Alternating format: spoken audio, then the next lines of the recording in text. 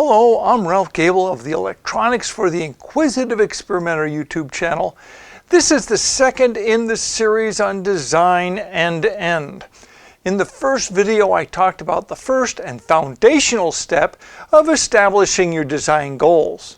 So what are we trying to create? If we don't have a definitive idea of what our end goals are, then we can't design it. Now, if you didn't get a chance to watch that one, I've put a link up in the corner so you can go take a look at that now. In that video, I defined the end goal of our project for the series, both from the marketing standpoint and from the engineering perspective. I strictly looked at it in terms of the black box point of view. I documented the details of that product in a project specification which exists in the document. I put a link for this document in the description below. In short, it's going to be an audio mixer. In this video, I'm going to be taking the next step in the design process. As we peer into our black box, we discover that there are multiple smaller black boxes living just under the skin of our top level black box. Each of these smaller black boxes operate as a distinct functional block within our project. They each have their own inputs, outputs, controls, indicators, and functionality. In this video, I will be defining what each of these little black boxes do. If you have questions or comments, please feel free to add a comment to this video. If you find this video helpful, please click on the like and don't forget to subscribe. Now, let's begin by looking just under the skin of this design. Let's begin by opening the top level black box, which is our mixer. As we peer down inside, we see 4 smaller black boxes inside our product. We don't know anything about them except that the first one is labeled input amplifiers. The input connectors are associated with it. I also see that there are 3 knobs coming out of it. We can see that there are 3 outputs that go to a second black box. The second black box is labeled output amplifiers. Its inputs come from the input amplifiers box. The output connectors are associated with it. I can see 1 knob coming out of it. The third black box is labeled indicators. It is getting inputs from the other 2 black boxes. There are 3 inputs from the input amplifiers and 1 input from the output amplifiers. I see that it has 8 LEDs associated with it. 3 are red and all by themselves, and then there's a group of LEDs with 3 green, 1 yellow, and 1 red. And then there is the 4th black box, which is labeled power. This one gets its power from outside the box. It has a switch and an LED associated with it. This LED could be either blue or white. The output of this black box feeds all 3 of the other black boxes. I also see 3 pigtails with barrel power connectors on the end of them. These are for powering remote microphones. Well, I guess they missed this one at the top level design document. I see the entire product is powered from a 12-volt regulated wall wart power block. Now that we can see what the basic building blocks are, let's dig into them a little bit more to define their operation. The first one is the one labeled input amplifiers. Because the 3 input connectors are associated with this block and there are 3 outputs coming from it, I'm going to assume that we have 3 identical sub-black boxes inside this function block, 1 for each of the input connectors. So let's take a peek just a little bit deeper into this black box and see if I'm right. Oh my, yep, there they are. They are labeled channel 1, channel 2, and channel 3. Now, there are a few things that we must determine for these sub-black boxes so that we know what we're going to be building. The first is the overall gain of the function block. To do this, we need to know the input voltage and the output voltage. What do we know from our project specifications about the input to this function block? Well, we know from our product specifications that the input voltage is going to be as much as 50 millivolts. But it could be, it might be, it probably will be lower than that. So we need to accommodate up to 50 millivolts RMS signal input, but design around a lower voltage.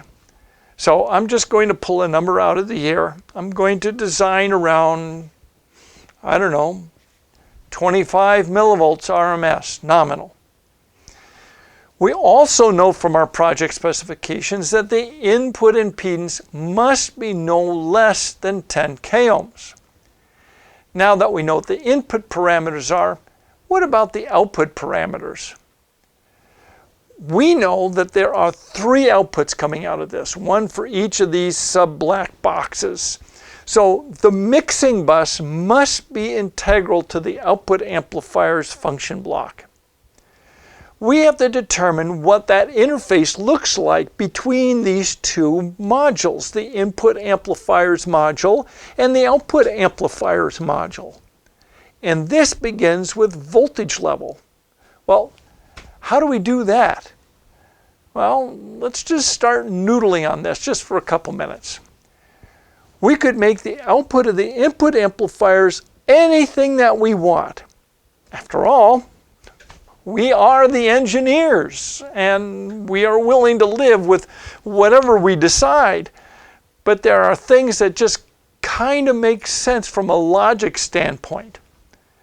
We're going to begin by backing out a bit so we can see both the output amplifiers and the input amplifiers. According to the project specifications, the nominal output from the output amplifiers must be 0 dBu.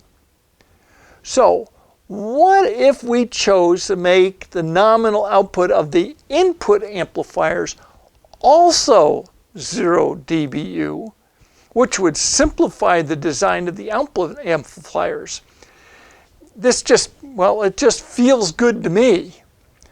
Now, assuming the nominal output of the input amplifiers block is 0 dBu or 0.7746 volts RMS, when the input is a nominal 25 millivolts RMS, we now can calculate the overall nominal gain of the input amplifiers to achieve this.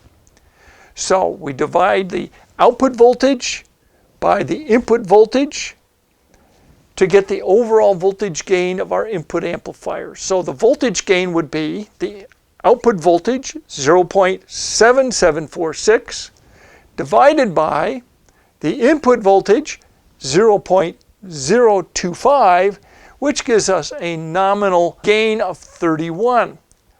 Our requirements tell us that we need no less than an additional 10 dB of gain available for each input. What does this amount to? Well, let's do the math. Voltage gain is equal to 10 brought to the 10 over 20 power, which gives us a nominal gain, additional gain of 3.162. We have a base gain of 31, an additional gain of 3.16. The total gain required is the product of these two. So the total nominal gain of our input amplifiers is 31 times 3.16 or 98. Now, I like nice round numbers, so I think I'm going to shoot for a nominal total gain of our input amplifiers of 100. So we have a nice round number to work with for our design. Now, the next thing that we have to be concerned with is the overall frequency response. Okay, it's true. No one said anything about this in the project planning meetings, but we still have to address it nonetheless. Being that this is supposed to be an audio mixer, this implies that we must be concerned about its frequency response across the standard audio frequencies that run from 20 hertz to 20 kilohertz. And when it comes to people's hearing, the average human can only tell the difference when the audio level changes by 3 dB. Now we have the cumulative effects of 2 separate function blocks. We have the input amplifiers and the output amplifiers. If we shoot for a total system-wide frequency response, which is flat within 3 dB across the entire range from 20 Hz through 20 kilohertz, then each of these function blocks needs to be half that or better. So that gives us 1.5 dB or less variation from flat end to end. This function block also needs to have a level control. That's that knob sticking out of each of these sub-black boxes. Now that we have something we can design around for our input amplifiers, we can turn our attention to the output amplifiers. We have defined the output of our input amplifiers to be a nominal 0 dBu or 0.7746 volts RMS. Our specification told us that the output of our product must be a nominal 0 dBu or 0.7746 volts RMS. Now this would give us a nominal voltage gain of 1 or 0 dB. Now that's easy to design around. However, we also recognize that the output needs to be able to accommodate up to plus 6 dBu minimum. Now I'd like even more headroom, so I'm going to design around accommodating up to plus 10 dBu. So what does this look like in terms of voltage? Well, volts RMS is equal to 0.7746 times 10 brought to the 10 over 20 power, which gives us 2.4495 volts RMS. With the nominal input to the output amplifiers being 0 dBu or 0.7746 volts RMS, and the output being plus 10 dBu or 2.4495 volts RMS, what is the voltage gain required to accomplish this?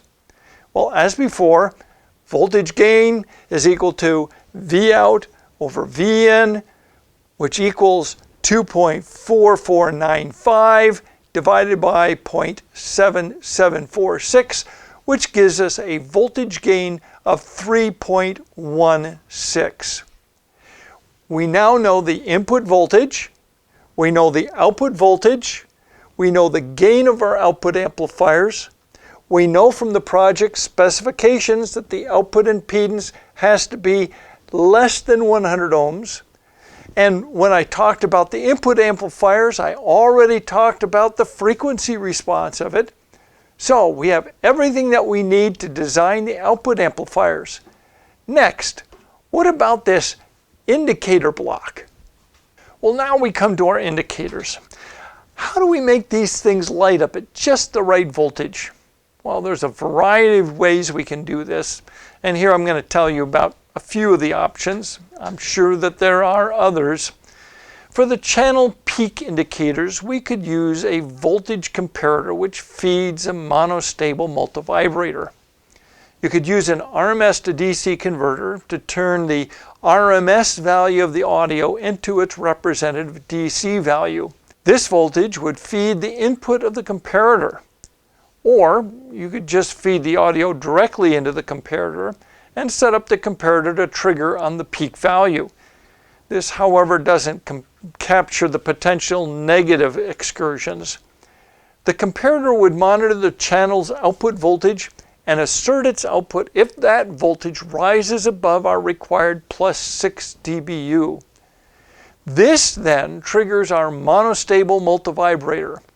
Once triggered, the output of the monostable multivibrator will be asserted for a certain length of time as determined by the components around it. According to our specification, we would want this duration to be 250 milliseconds. Now there are two basic types of monostable multivibrators. There is retriggerable and non-retriggerable versions. The retriggerable version allows their timing to start over if they get a new input trigger while they're still acting on the original trigger. The non-retriggerable ignore subsequent triggers until they're done doing their thing with the first one.